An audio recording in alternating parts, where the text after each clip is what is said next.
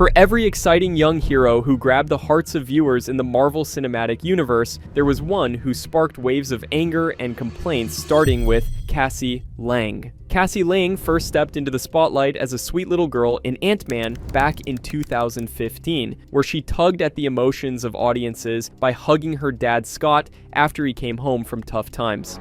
Are you a monster? Do I look like a monster?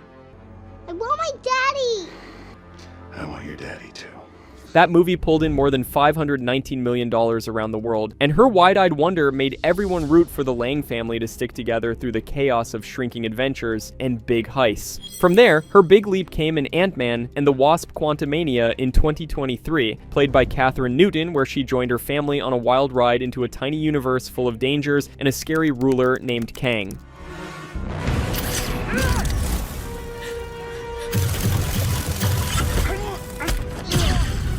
The film blasted past $476 million at the box office, thanks to flashy effects and nods to future threats, and some cheered her for stepping up with gadgets and guts against the odds. But the shift happened quicker than a snap, turning cheers into groans across forums and reviews. In Quantumania, Cassie came off as a know-it-all protester who lectured her dad about fixing the world's problems while ignoring how he had already saved it multiple times with the Avengers. You what to do. I'm just telling her what to do. Telling me exactly what to do. No, you do what you want.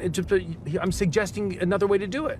It's really dangerous tech. This rubbed many the wrong way, with comments popping up like she acts like Scott did nothing but nap through the battles, and lists online tagging her as the top annoyance in a film that already stumbled with its plot tangles, even though Newton brought energy to the role. Trying to show Cassie's fire through tough talks and risky plans, the writing made her feel like a tool to push the story forward rather than a real team player. But that's not all. People also pointed out her nepotism, calling her a nepo kid who only got famous because of her family, not because of real talent. And so consequently, online threads piled on, calling her terrible, with one viral comment joking, "If Kang wanted to conquer, he should have started with her speeches." Her arc wrapped with her suiting up as Stature, hinting at Young Avengers dreams, but that only fueled more eye rolls about forced setups. Now, many view her as the spark that fizzled out too loud, leaving a sour taste in what could have been a fun family romp. And her spot on hate rankings keeps her far from the hero glow she aimed for. While Cassie's quantum mess left tastes bitter, Kate Bishop soared high with sharp aim and sharper smiles. Kate Bishop burst onto screens in the Hawkeye series of 2021, played by Haley Steinfeld, taking the lead as a clever college student who stumbled into a web of holiday trouble and old grudges. Her first big swing came when she saved Clint Barton from a rainy rooftop fall, proving her archery skills weren't just for show.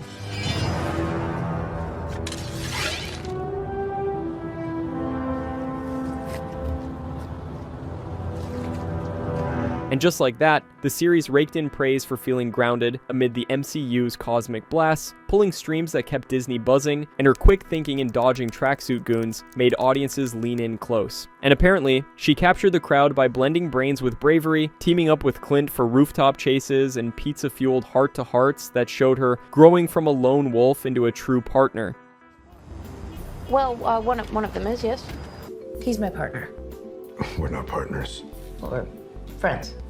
Fans noticed how her hard family past gave her the strength to keep going. Every arrow she shot felt like a step toward proving she belonged in the hero world. Clips of her funny and caring talks with Clint went viral too, getting millions of views for lines that mixed attitude with a real heart. But a small storm brewed when her comic roots sparked talks of changing Clint's legacy too soon, with some grumbling, "Why fix what isn't broken?" Yet Kate owned it all, brushing off the noise with interviews full of gratitude and plans for more grounded heroics. As a result, crowds keep cheering her on, calling her the breath of fresh air the Avengers needed, with online spaces lighting up posts like, "She makes being a sidekick look like a main event." Although Kate nailed the hero handoff with grace, Riri Williams crashed in with sparks that burned more than they lit. Riri Williams rolled out strong in Black Panther, Wakanda Forever in 2022, brought to life by Dominique Thorne as a brilliant MIT whiz kid tinkering in a garage turned war zone. Her entry kicked off with a bold demo gone wrong, pulling Wakandan eyes her way after she built a suit from scraps that echoed Tony Stark's old tricks, and that epic 2-hour-plus film soared past $859 million globally, riding waves of emotion over lost kings and clashing worlds.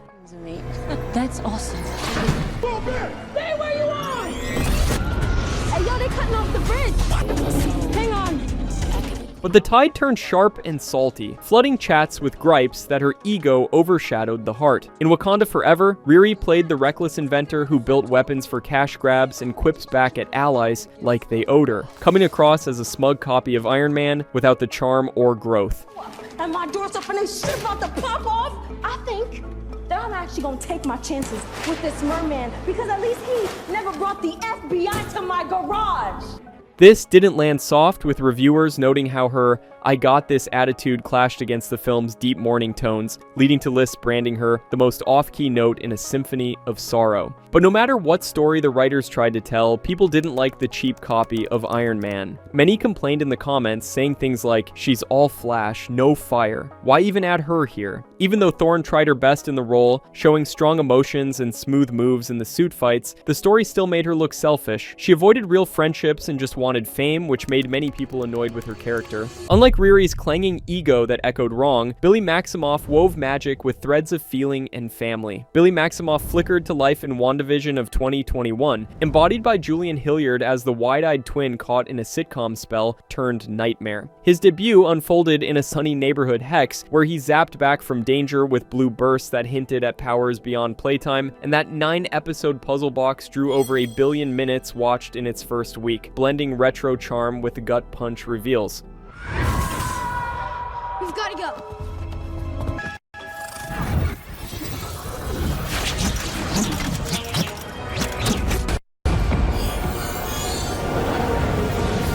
But some fans started to worry when hints about him being queer in the comics showed up. Traditional fans complained, saying that's too much change too fast. But Billy met it head on though, with Locke chatting openly about rep that rang true, weaving identity into spells without forcing fits. He stretched beyond Blast 2, hinting at reality bends that tied back to Wanda's chaos in ways that sparked theories and ties. Crowds responded with open arms, noting in forums, he carries the weight like a pro, magic and mess all in one. In the end, he stands as the woven wonder who mends MCU threads with emotion's steady hand, a Young Avenger favorite whose spells linger long after the credits roll. While Billy's paths twisted with tender power, America Chavez punched through portals but landed flat on welcome mats. America Chavez blasted in via Doctor Strange in the Multiverse of Madness in 2022, voiced and played by Xochitl Gomez as a dimension-hopping teen yanked from her utopian home into witch hunts and spell wars. Her splash hit during a chase through painterly realms, where star-shaped portals flipped fights on their heads, and that mind-bending blockbuster cleared $955 million worldwide, fueled by cameos and chaos that kept theaters buzzing. So sorry. This is the only way. We're friends! Right away, she caught eyes by outrunning red magic in mirror mazes. However, the honeymoon period didn't last for long. In the madness, America served as a punching bag plot piece, her powers dumped on viewers without build-up, making her feel like a convenient crutch for Wanda's rampage rather than a fleshed-out fighter.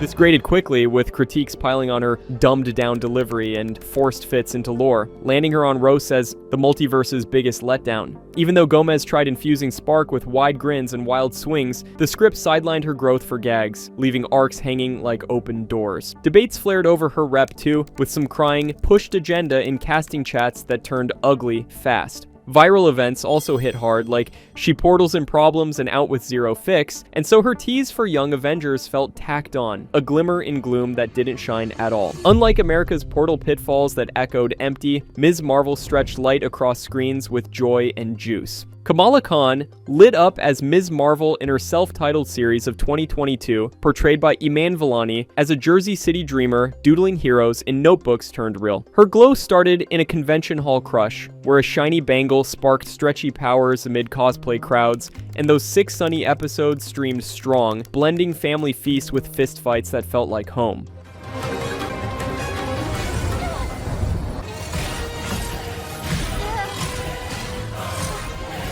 The show celebrated cultural layers with Eid lights and mosque murmurs, drawing eyes for its heartfelt hum while pulling in fresh faces to the MCU fold, and her first web sling at foes went wide, shared endlessly, for the glee in every goofy glide. Just like that, she stretched further in the Marvels of 2023, linking arms with Carol Danvers and Monica Rambeau for cosmic swaps and sisterly saves. However, it wasn't all good for her. A small problem came up when old school fans complained that she was too overpowered, and started grumbling, "Powers too easy, stakes too soft." Kamala stretched past it though, with Vellani gushing in panels about roots that rang real, folding faith and fun without folds. But away from action, her off-script charm at cons built bridges, turning one-off wonder into lasting light. Full name in Spider-Man, Michelle Jones.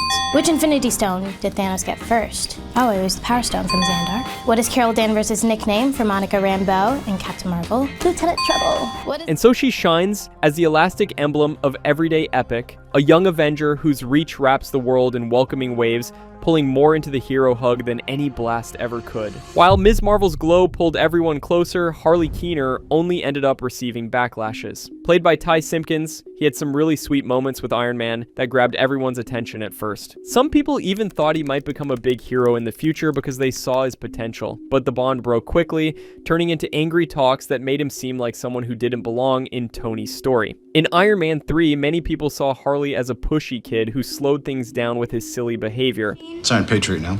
That's way cooler. No, it's not. Anyways, I would have added in the retro Retro-reflective panels? to make him stealth mode. You want a stealth mode? Cool, right? That's actually a good idea. What could have been a smooth story about Tony getting better turned into a babysitting trip that didn't really fit, next to the big fights and armor problems. Guard the chute. We're done here. Move out of the way, I'm gonna run you over. I'm sorry, kid. So now you're just gonna leave me here, like my dad? Yeah. Cool. I can tell. You know how I can tell? Because we're connected. Viewers didn't like that, and some said his funny lines felt annoying, even though actor Ty Simpkins tried to explain that it wasn't his fault and he was just saying the lines he was given. I just did the lines, and that's really it. He's and very then humble, isn't he? And then I knew that Robert's just a person like everyone else. I mean, No, you shouldn't have said that. I'm special, I'm different. But the audience didn't agree, as his character in the movies felt really annoying to some people. But that's not all. Many thought he took attention away from Tony's real struggles. When he came back in Endgame, people argued again, asking, why bring back that kid when there are real heroes to honor? In the end, all he got was public anger and criticism. Unlike Tommy's hasty hurdles that left trails cold, Kid Loki slinked through shadows with sly grins and ancient angles. Kid Loki slipped into view in the Loki series of 2021, enacted by Jack Veal as the pint-sized trickster pruned young from a throne-chasing timeline. His sneaky first appearance happened in a world full of different versions of himself, where he held a golden dagger while older versions tried to plan their escapes. It got a lot of love and was watched for over 1 billion minutes online. I killed Thor. Just trying to find a way back to the TV.